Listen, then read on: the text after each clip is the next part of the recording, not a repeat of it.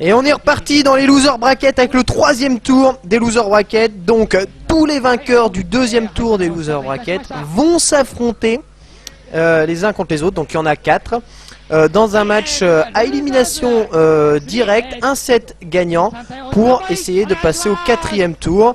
Et au quatrième tour, ils affronteront les perdants des demi-finales des winner brackets. Vous comprenez maintenant peut-être un peu le système, ce qui fait que plus tôt tu perds, plus tu as de matchs à jouer pour essayer de rester dans la compétition. Évidemment, dans les loser brackets, il en restera qu'un. Premier match qui oppose donc Oji-san Boy à votre gauche face à Votetsu-san à votre droite. Donc Sagat versus Fuerte. Allez, une chope d'entrée de la part de Fuerte. Le fake jump bien déchopé de la part d'Oji-san Boy qui pour le moment reste tranquille, même s'il n'a pas réussi à écorcher Fuerte, qui charge tranquillement, voilà, avec quelques petites savings.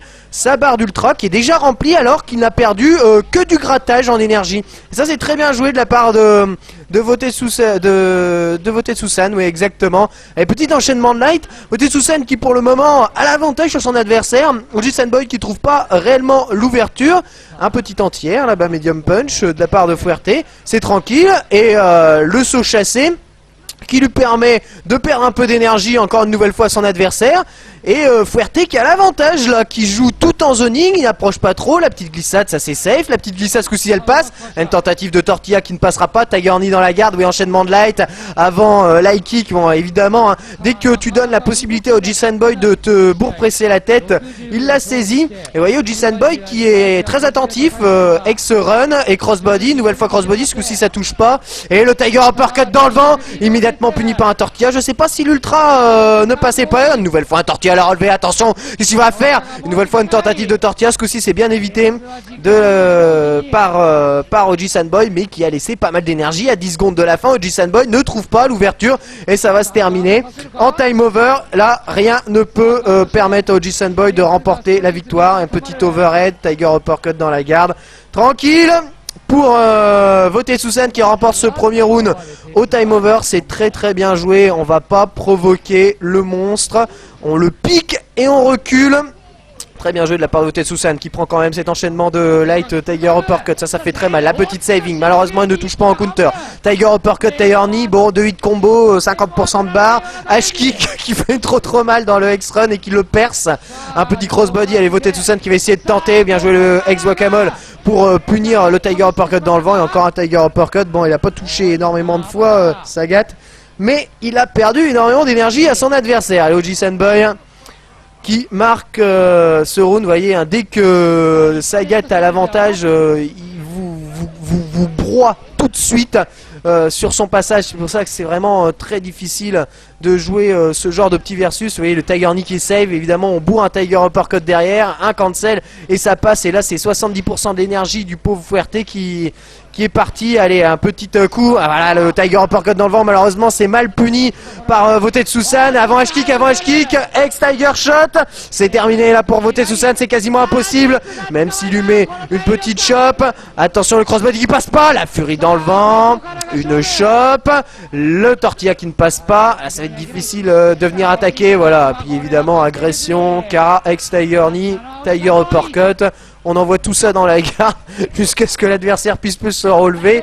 Sagat style et Oji-san Boy qui gagne face à Fuerte en gérant relativement bien le versus, à savoir saisir les bonnes opportunités pour placer le maximum de Tiger Uppercut, de Tiger Knee, enfin des coups qui font vite très mal, très sèchement.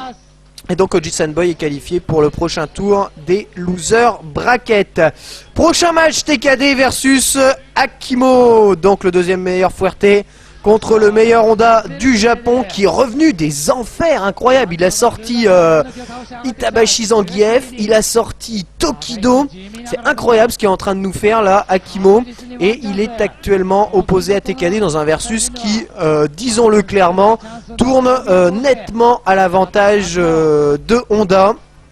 Un versus qui, grâce au Flying Headbutt de Honda, permet à Honda de perdre énormément d'énergie à TKD très facilement. Et vous voyez, c'est tous ces sauts verticaux qui punissent un peu tout le jeu aérien de de Fuerte, ce gros point cross-up, soit arrière gros pied, le gros point qui ne passe pas, crossbody qui touche, vous voyez avec Doskoi pour punir toutes ces tentatives de chop à la relevée, c'est très gênant, et encore un Doskoi qui passe, ça perd énormément d'énergie à Fuerte qui est très vulnérable à ça, étant donné qu'il est toujours dans une dynamique de run, un Doskoi light punch, une nouvelle fois qui fait mouche, et Honda qui applique parfaitement le versus, bien qu'il ne soit pas difficile, c'est aussi ce H-kick qui est très puissant pour punir les crossbody qui passent dans la garde, puisqu'il va assez loin pour punir malgré le recul du crossbody. Et un coup de cul pour en terminer, Honda qui remporte donc le premier round de ce troisième tour des loser bracket. Je vous dis, c'est pas le versus le plus difficile, et pour Akimo c'est même plutôt simple de gérer un TKD qu'il connaît bien pour l'avoir rencontré à de nombreuses fois lors des tournois TRF que j'ai le plaisir de vous commenter également. Voilà, une petite airshop pour Fuerte, crossbody, TKD qui essaye tous les mix-up possibles, mais ce ex-Doskoi, vous voyez, qui tue toute la dynamique de Fuerte et tous les mix-up, même si c'est très bien joué. La saving de Honda, un tout petit peu étonné, il a lancé gros point, il réussit quand même à mettre les 1000 mains, bien joué, light punch, décalage chop, le Ishonage qui touche, et le ex-Wakamol qui va passer dans le vent, et Bourg-Presse aux 1000 mains, crossbody qui touche, Honda qui reprend immédiatement de la distance, ex-Doskoi dans la garde, gros point, le ex-Doskoi dans le vent. Encore une fois un Doskoi, je vous dis, il essaye de le toucher, de toute façon il est quasiment safe, il n'y a quasiment aucun moyen pour Fuerte de punir ce genre d'attaque, les flying headbutt. Honda qui a le versus pour lui et qui abuse de toutes les phases pétées de Honda. Vous voyez là pour le moment personne ne bouge, tentative de crossbody de TKD, le tortilla, est-ce que TKD va tenter une petite remontée?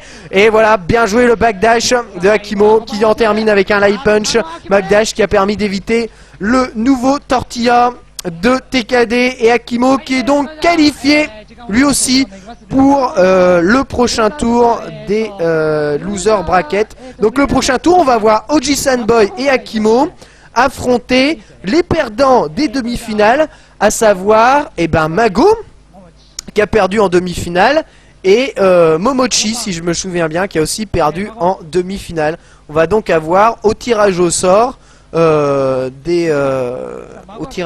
comment ces quatre là s'affronter, vous voyez, alors que Momochi et